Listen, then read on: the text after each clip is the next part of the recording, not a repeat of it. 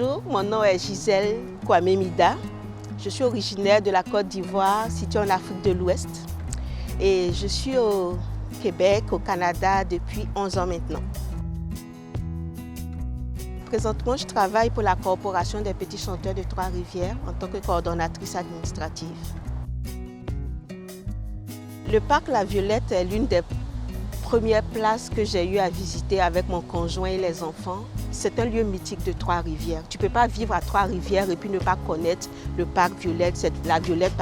C'est une belle place, c'est agréable.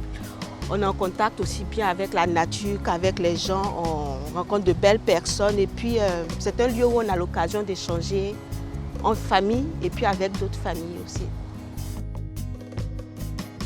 Trois-Rivières avait l'avantage de nous permettre de poursuivre nos études universitaires.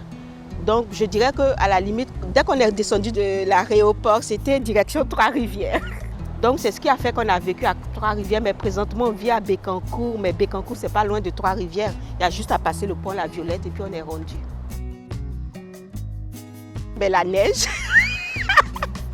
Dans mon autre vie, j'ai eu à voyager en Europe et puis les hivers n'étaient pas pareils que les hivers au Québec. Mais le premier hiver au Québec, tu te demandes qu'est-ce que je fais ici? Et puis là, tu parles avec des gens et puis, qui sont natifs du Québec, qui ont toujours connu que le Québec. Et puis, il y en a qui te font comprendre qu'ils ne s'habituent toujours pas.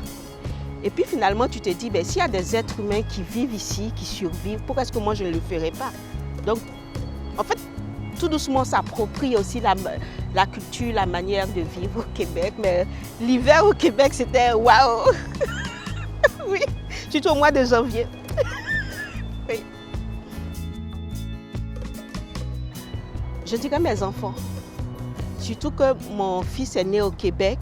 Comme je compare par exemple le système éducatif dans mon pays d'origine et puis au Québec, je me rends compte qu'au Québec, les jeunes ont beaucoup plus d'opportunités, les individus ont beaucoup plus d'opportunités.